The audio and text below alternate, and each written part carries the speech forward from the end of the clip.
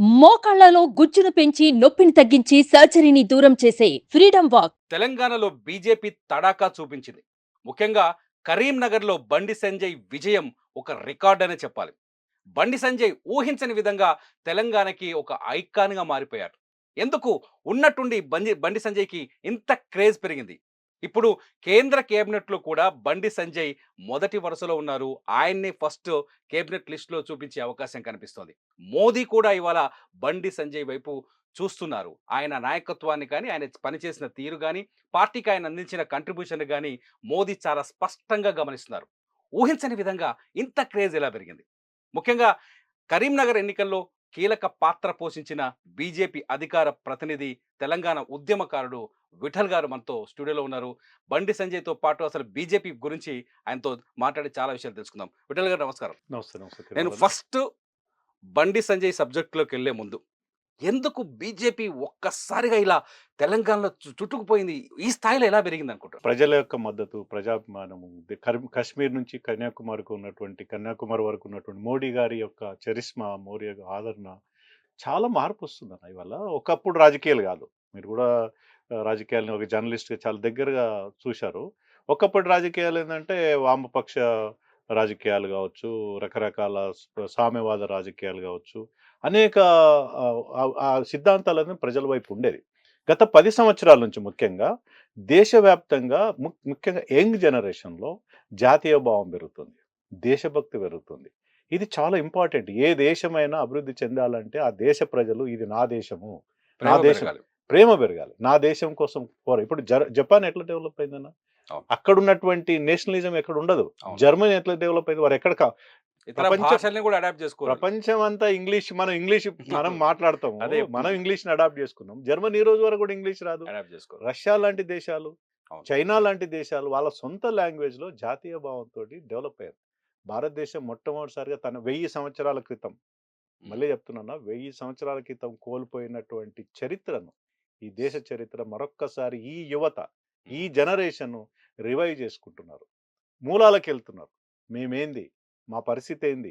మా భవిష్యత్తేంది? మా గతమేంది? మేమెక్కడున్నాం? ఇప్పుడెక్కడున్నాం? భవిష్యత్తు ఏందన్నటువంటి చర్చ ఇవాళ సోషల్ మీడియా అంటాం గదా! అవును. ప్రతి యూట్యూబ్ ఛానల్ గావచ్చు, ప్రతి వాట్సాప్‌లో గావచ్చు, ఫేస్‌బుక్‌లో గావచ్చు, ఇన్‌స్టాగ్రామ్‌లో ఎవరిద్దరు కలిసినా ఒకప్పుడు సినిమాల గురించి మాట్లాడేది. ఇప్పుడు ఇప్పుడు దేశం దేశం కోసము, కోసం దేశభక్తి మోడీ వచ్చిన తర్వాత గొప్ప మార్పు. అది తెలంగాణలో గూడా దాని యొక్క ప్రభావం చాలా సీరియస్‌గా ఉంది. తెలంగాణలో గ్రామీణ ప్రాంతాల్లో దేశభక్తి చాలా గొప్పగా ఉంటదన్న తెలంగాణ. ఎందుకంటే బయట కనిపియదు. వామపక్ష సిద్ధాంతాలు ఇక్కడ ఉన్నప్పటికి గూడా ఇవాళ తెలంగాణలో ఎంత నక్సలిజం పుట్టినప్పటికి గూడా ఎక్కడో వెస్ట్ వెస్ట్ బెంగాల్‌లో బెంగాల్. నక్సల్ బరిలో పుట్టి తెలంగాణకు పాకినప్పుడు గూడా గ్రామాలలో శివభక్తులు ఉంటారు. హ్మ్. ఇప్పటికి. హ్మ్. గ్రామాలలో హనుమాన్ భక్తులుంటారు. హ్మ్. ప్రతి శ్రీరాములు గుడి లేకుండా ఉండదు. విప్లవ హనుమంతుడి గుడి భావజాలం లేకుంటది. ఉన్నప్పటికీ కూడా విప్లవ హిందుత్వం, ఎగ్జాక్ట్‌లీ. సంస్కృతి, మా సంప్రదాయం స్ వాటి మీద మా సంస్కృతి, మా సాంప్రదాయం, మా సనాతన ధర్మం, మా దేశం, మా సంస్కృతి, మా ధర్మం అనేది గ్రామీణ వాతావరణంలో చాలా గొప్పగా ఉంటది. అది వాళ్ళు తెలుసుకున్నారు గాబట్టి వాళ్ళ బీజేపీకి అంత గొప్ప ఆదరణ లభిస్తా యెస్. ఉంది. ఆదరణ లభించడం వెనుక బీజేపీ మనం అసెంబ్లీ ఎన్నికలు చూసినాం. 2023 అసెంబ్లీ ఎన్నికలతో పోలిస్తే పార్లమెంటు ఎన్నికలకొచ్చేసరికి 17 సీట్లలో 8 చోట్ల ఘన విజయం, అద్భుతమైన మెజారిటీలు. సంజయ్ రికార్డ్ చూసాం మనము. అవును. ఈటల రాజేందర్ రికార్డ్ చూసాము. ధర్మపురి అరవింద్ చూస్తూ వస్తున్నాము.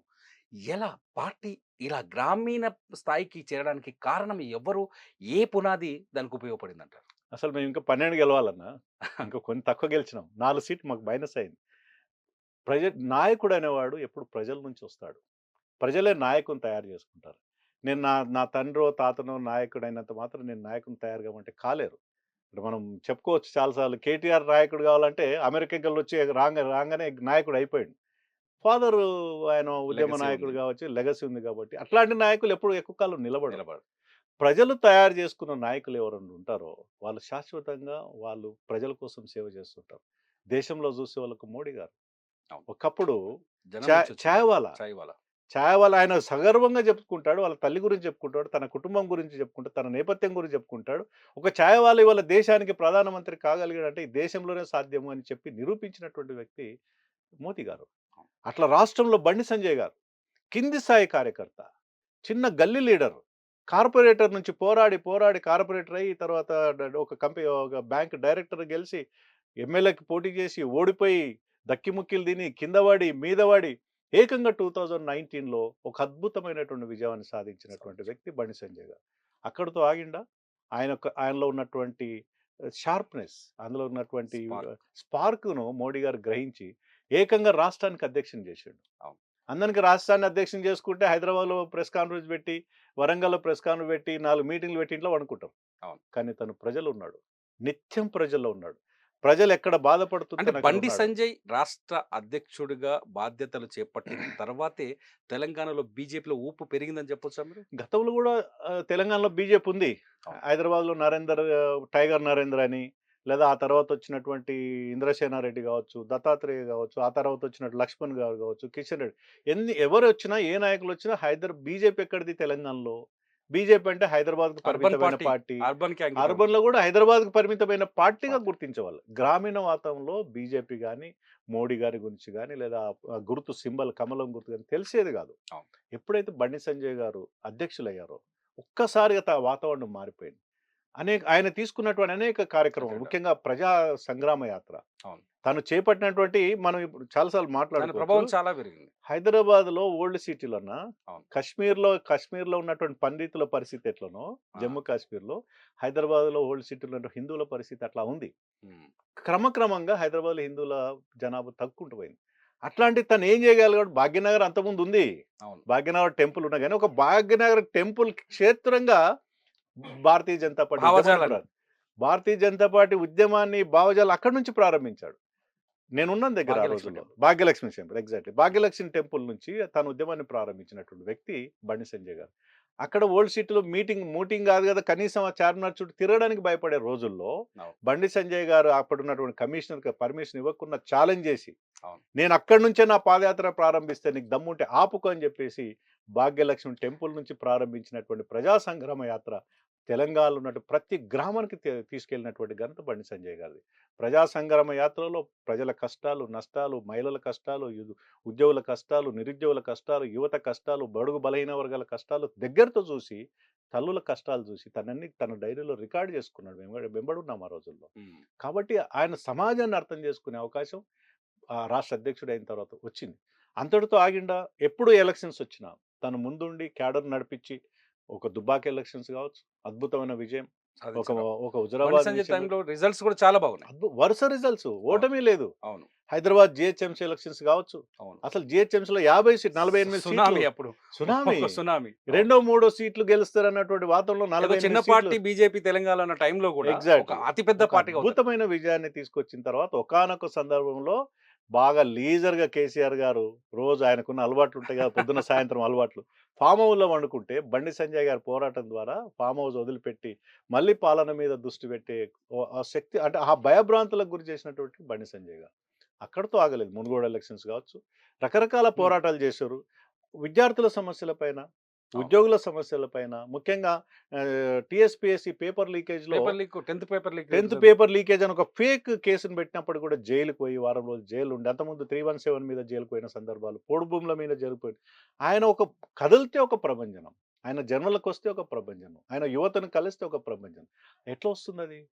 ప్రజల నుంచి వచ్చాడు కాబట్టి, ప్రజల నుంచి పుట్టిన నాయకుడు కాబట్టి, పేదరికం నుంచి పుట్టిన నాయకుడు కాబట్టి, ప్రజల కష్టాలు తెలుసు కాబట్టి, పార్టీ క్యాడర్ తెలుసు కష్టాలు. ఏ పార్టీ క్యాడర్ బీజేపీ కార్యకర్తలు ఎక్కడ ఏ సమస్య వచ్చినా, అర్ధరాత్రి వచ్చినా, అవును. ప్రధానమంత్రి అధికారంలో ఉంటే ప్రధానమంత్రి తర్వాత జాతీయ అధ్యక్షుడు, ఆ తర్వాత జాతీయ కార్యదర్శులే, ప్రధాన కార్యదర్శి కీలకం. కీలకమైన ఇక్కడ ఏ కారణం చేతనైనా బండి సంజయ్ గారిని అధ్యక్ష స్థానం నుంచి పక్కకు పెట్టినా, ఆయన నేషనల్ లీడర్ అయ్యిండు. ఒకానొక సందర్భంలో మీకు చెప్పాలి, ఒకానొక సందర్భంలో నేషనల్ ఎగ్జిక్యూటివ్ కమిటీ మీటింగ్ జరుగుతా ఉంది. హ్మ్. ఆ నేషనల్ ఎగ్జిక్యూటివ్ కమిటీ అప్పటికే బండి సంజయ్ గారి పాదయాత్ర ఇంకా మధ్యలో ఆగింది. ఆ మీటింగ్ కోసం వెళ్ళాడు. అంత వేలాది మందిలో నేషనల్ ఎగ్జిక్యూటివ్ కమిటీ మీటింగ్‌లో బండి సంజయ్ గారిని, ప్రధానమంత్రి గారు మోడీ గారిని కలిసి సంజయ్ కిధర్ హై బండి అని అంతమందిని పిలిపించుకొని, స్టేజ్ మీదకి పిలిపించుకొని, तुम्हारा पादयात्रा जो है ना, ప్రజా సంగ్రామ యాత్ర, तुम एक्सप्लेन करो, पूरा నేషనల్ కి ఎక్స్‌ప్లెయిన్ करो, तुम తెలుగు में बात करो అని చెప్పేసి తెలుగులో మాట్లాడిస్తే, ఆయన రిక్వెస్ట్ చేశాడు. నువ్వు ఎక్కడైతే మీ ఊర్లో, మీ ప్రాంతంలో, మీ తెలంగాణలో ఏ రకంగా ఎమోషనల్‌గా మాట్లాడతావో అట్లనే ఎమోషనల్‌గా నువ్వు మాట్లాడాలని చెప్తే తెలుగులో అద్భుతంగా మాట్లాడాడు. అసలు తెలుగు అన్ని ప్రాంతాలకు అర్థం కాకున్నా మొత్తం ఆ సభలో లేచి నిలబడి చప్పట్లు ఎమోషన్ కొట్టినటువంటి కనెక్ట్ అయింది ఆడ. ఎమోషన్ కరెక్ట్ అయింది. Exactly. అంటే ఆయనలో ఉన్న స్పార్క్‌ని అది that has become an example for south India. అంటే ఇవాళ పార్టీ అన్నామలై కూడా పాదయాత్ర చేపట్టడానికి అన్నామలై చెప్పిండు. ఈ మధ్య కాలంలో మన కరీంనగర్కి వచ్చినప్పుడు తనే చెప్పాడు, ఉమ్, బండి సంజయ్ అన్ననే నాకు స్ఫూర్తి, నేను పాదయాత్ర చేస్తున్నట్టే బండి సంజయ్ అన్ననే మోడీ గారు నాకు చెప్పారు, బండి సంజయ్ అన్నలాగా నువ్వు పాదయాత్ర చేయమంటే ఆయనే నాకు స్ఫూర్తి అని చెప్పాడు. ఉమ్. సో ఎంతో మందిని ప్రభావితం చేసినటువంటి వ్యక్తి బండి సంజయ్ గారు. అంటే జాతీయ స్థాయిలో చూస్తే బండి సంజయ్ ఊహించని విధంగా వచ్చిన ఈ పేరు జాతీయ స్థాయిలో జాతీయ ప్రధాన కార్యదర్శిగా గుర్తింపు ఇప్పుడు కొత్తగా మోదీ టీంలో మొదటి స్థానంలో చోటు అని చెప్పేసి ఒక చర్చ మొదలైంది. బండి సంజయ్ మోదీకి మధ్య ఉన్న అనుబంధం ఎలా ఉంటుంది? ఓ తండ్రి కొడుకుల అనుబంధం. ఉమ్, ఆయన పెద్దవాడైనా మోడీ గారు చాలా పెద్ద మనిషి, 72 ఇయర్స్, ఈయన 50 ఏళ్ళు ఉంటాడు. ఓ తండ్రి కొడుకులు అనుబంధం అంతే. భక్తి, ఒక గురుగ భక్తి కావచ్చు, ఒక రామభక్తి లాగా.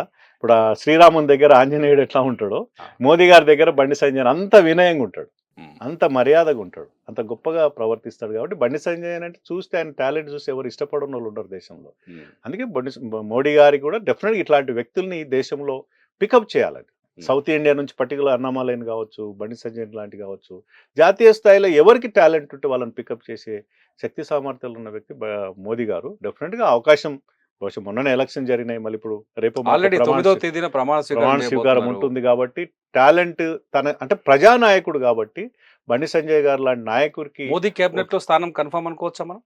ఉండొచ్చు అన్న. డెఫినెట్గా మోదీ గారి యొక్క సమీకరణాలు ఉంటాయి, రాష్ట్రంలో జాతీయ స్థాయిలో సమీకరణాలు ఉంటాయి. బహుశా ఇవాళ మొత్తం తెలంగాణ వ్యాప్తంగా చర్చ జరుగుతూ ఉంది.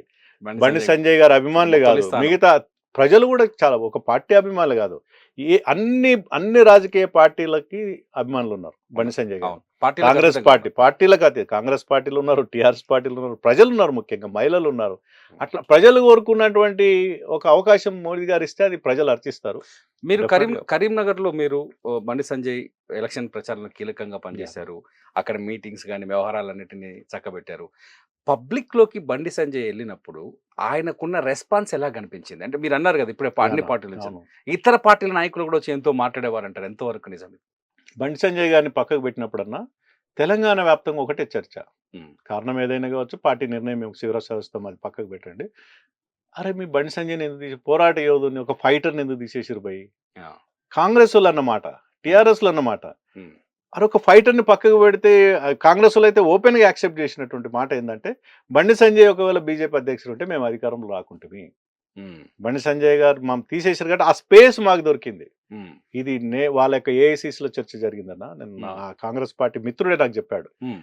అసలు మీ బండి సంజయ్ ఏంది భయ్, మా పార్టీలో చర్చ జరుగుతుంది, మా ఏఐసీసీలో బండి సంజయ్ గురించి చర్చ ఎందుకు అని నేను అన్నా. ఆ. అంటే బండి సంజయ్ ఉంటే అసలు మనకు అధికారం అవకాశం లేదు, రేవంత్ రెడ్డి ముఖ్యమంత్రి అయ్యే అవకాశం ఉండేది కాదు. ఉమ్, బండి సంజయ్ పక్కకు బీజేపీ పార్టీ పక్కకు పెట్టింది కాబట్టి మనకు ఆ ప్లేస్ దొరికిందని మేము మాట్లాడుకున్నాం, మా ఏఐసీసీలో డిస్కషన్ అయిందని చెప్పి. అంటే ఆ స్థాయిలో ప్రతిపక్ష పార్టీలో కూడా ఒక నాయకుడి పైన చర్చ జరిగిందంటే ఆయన యొక్క శక్తి సామర్థ్యాలు, ఆ కెపాసిటీ ఏందనేది మనం అబ్జర్వ్ చేయొచ్చు. మీ ఇంతకుముందు మనం చెప్పిన మాట అన్న, నేను 2 మీటింగ్లు ఆర్గనైజ్ చేశాను మోడీ గారి మీటింగ్లో. ఓకే. మొదటిసారి కరీంనగర్లో ఉన్నటువంటి మోడీ గారి, ఆ ఎలక్షన్ బిఫోర్ వచ్చినట్టు మోదీ గారి మీటింగ్ని ఉదయం 11 గంటలకి. ఉమ్, సాధారణంగా ఏ ప్రాంతమైనా 11 o'clock మీటింగ్ అంటే ఇట్స్ హై రిస్క్. అవును. 1,00,000 మందితో మేము పెట్టాలనుకున్నాం. ఉమ్. మోదీ గారు ఎగ్జాక్ట్లీ 10:30 కల్లా వస్తారు. అసలు జనం వస్తారా రారా, అది ఏంది పెద్ద సమస్య, ఆ టైమింగ్ అనేది పెద్ద పెట్టాలి. సమస్య. అవును. కానీ ఆయన గ్రౌండ్ లో బండి సంజయ్ గారు గ్రౌండ్ పుల్లింగ్, మాస్ పుల్లింగ్ ఎట్లా చేస్తాడంటే ప్రతి వ్యక్తికి ఫోన్ చేస్తాడు, ఉమ్, టెలికాన్ఫరెన్స్ కావచ్చు, ఈవెన్ విలేజ్ లో గ్రామంలో ఉన్నటువంటి బూత్ అధ్యక్షులతో కూడా మాట్లాడతాడు. నేను చూశాను ఒకసారి ఆయన దగ్గరికి. డైరెక్ట్ గా బూత్ అధ్యక్షులతో మాట్లాడతాడు. అన్ని ఆయనకు లీడ్ చిన్న చితకా పెద్ద ఈ హైరార్కీ ప్రోటోకాల్ ఏముండదు. అందరూ మనవాడే కుటుంబ సభ్యులు, వసుదైక కుటుంబాన్ని మా సిద్ధాంతం. ఉమ్, అందరూ కుటుంబ సభ్యులుగా భావించి, అందరు తమ్ముళ్ళు అన్నల అక్క చెల్లెలు భావించేసి ప్రతి ఒక్కరిని ఆప్యాయతగా ఉంటారు. కాబట్టి సంజయ్ గారి యొక్క శక్తి, ఆయన కెపాసిటీ, ఆయన యొక్క ఆర్గనైజేషన్ స్కిల్స్ ద్వారా మోదీ గారి సభ 11 గంటలకు 1,00,000 మందితో చేసినాం మొదటిసారి. ఉమ్, 1 lakh. ఉమ్. రెండోసారి 9 o'clock మాకు టైం ఇచ్చారు, ఆహా. ఏది వేములవాడలో, వేముల వాళ్ళు. దక్షిణ కాశీ అని మనం చెప్తాం. మళ్ళీ మోదీ గారి సభనే ఉమ్, 9 గంటలకు ఎవరు వస్తారన్న, అసలు ఏంది ఇప్పుడు ఎందుకు టైం అన్న, మధ్యాహ్నం తీసుకోవాలి నేను ఆర్గ్యుమెంట్ పెట్టుకోవాలి, లేదన్నా మనం చేసి చూపిద్దామని చెప్పేసి ఎగ్జాక్ట్లీ 9 గంటలకల్లా మొత్తం క్రౌడ్ నిండింది. ఉమ్. ఊహించగలుగుతామన్నా 9 గంటలకు ఎన్ని మొత్తం బస్సులు, వెహికల్స్, అంటే 5 గంటలకు రావాలి, 5 గంటలకు మొదలవ్వాలి. 5 గంటలకు జన సమీకరణ స్టార్ట్ అయితే 9 గంటలకల్లా వస్తారు. అవును. 9-10 మధ్యలో మొత్తం మొత్తం ఆ గ్రౌండ్ అంతా 1,00,000 మందితో నిండేది. అవును. మోడీ గారు అక్కడ ఆ సభలో చెప్పారు, మీ లైవ్ లో మీకు ఉంటదన్నా, ఉమ్, నేను గుజరాత్ ముఖ్యమంత్రిగా ఉమ్. ఇట్లాంటి సభ నేను ముఖ్యమంత్రి కూడా నేను పెట్టలేను. This is credit goes to బండి.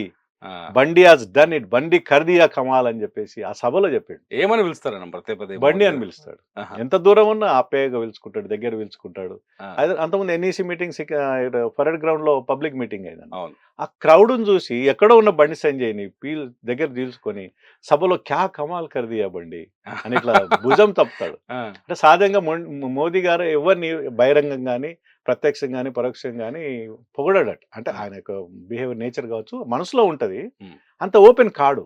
తెలంగాణ టైంలో బండి సంజయ్ అధ్యక్షుడు ఉన్న టైంలో చాలాసార్లు బీఆర్ఎస్లు కావచ్చు, లేకపోతే కాంగ్రెస్లు కావచ్చు, బండికి పైనుంచి అక్షంతలు పడ్డాయి, బండికి పైనుంచి అక్షింతలు పడ్డాయి అని చెప్పేసి వాళ్ళు కామెంట్ చేస్తూ ఉండేవాళ్ళు. ఇక్కడ చూస్తేనేమో మోదీ మీటింగ్ కానీ అమిత్ షా మీటింగ్ వస్తే బండి హై ప్రయారిటీలో కనిపించేవాళ్ళు. కరెక్ట్. అసలు వీళ్ళు అసలు ఆ టైంలో ఎలా జాతీయ నాయకత్వం వీళ్ళకి ఏ స్థాయిలో ఎలా సపోర్ట్ చేసింది? ఇక్కడ ప్రతిపక్ష పార్టీ ముఖ్యంగా అప్పుడు అంటే ప్రతిపక్షంగా బండి సంజయ్ గారు పోరాడుతున్నారు. అధికారంలో బీఆర్ఎస్ పార్టీ ఉంది. బీఆర్ఎస్ పార్టీకి నాకు తెలిసి బండి సంజయ్ గారు అధికారంలో అంటే రాష్ట్ర 3 సంవత్సరాలు ఉన్నాడు అనుకుంటా. ఆ 3 ఇయర్స్ కేసీఆర్ గారు నిద్రపోకుండొచ్చు ముఖ్యమంత్రిగా ఉండి. అటాక్ చేశాడు గట్టిగా. నిరంతరం కదా, అవును. ప్రతిరోజు ప్రతిరోజు కేసీఆర్ కి కేటీఆర్ కి ముఖ్యంగా వాళ్ళ ఫ్యామిలీ మెంబర్స్ కి నిద్రపోనీయలేదు. డ్రిల్ చేశాడు. ప్రజా సమస్యల మీద ఆయన వ్యక్తిగతమైనటువంటి ద్వేషం కాదు, కోపం కాదు. ఇప్పుడు నీకు పాలన ఇచ్చారు, నీకు ముఖ్యమంత్రి చేసి నీ కుటుంబ సభ్యులందరూ కూడా మంత్రులు, మీరు ఇంట్లో వండుకుంటే ఎట్లా, ప్రజా సమస్య ప్రజలను పట్టించుకోకుండా ఇంట్లో వండుకుంటే ఎట్లా అని ప్రజా సమస్యలు పోరాడినప్పుడు నాకు టీఆర్ఎస్ తోడు చాలా మంది మిత్రులు ఉంటారు. అవును. ఏంది భయ్ మావని నిద్రపోనిస్తలేడు మీ వాడు, రోజు మేము కూర్చుంటే బండి మీదే చర్చ. బండి సంజయ్ గారికి 100% వస్తుందని నేను అనుకుంటున్నాను. చూద్దామన్నా, థ్యాంక్ యూ. నేనన్నా. ఇది తెలంగాణకి మాత్రం కేంద్రం నుంచి సరి బొనాంజా దక్కే అవకాశం కనిపిస్తుంది. 2 లేదా 3 కేబినెట్లో మనకు అవకాశం ఉండే ఛాన్స్ ఉందని చెప్తున్నారు విఠల్ గారు. Thank you very much Vithal గారు. Thank you. సుమన్ టీవీలో మీ పర్సనల్ అండ్ బిజినెస్ ప్రమోషన్స్ కోసం కింది నెంబర్కి కాంటాక్ట్ చేయండి.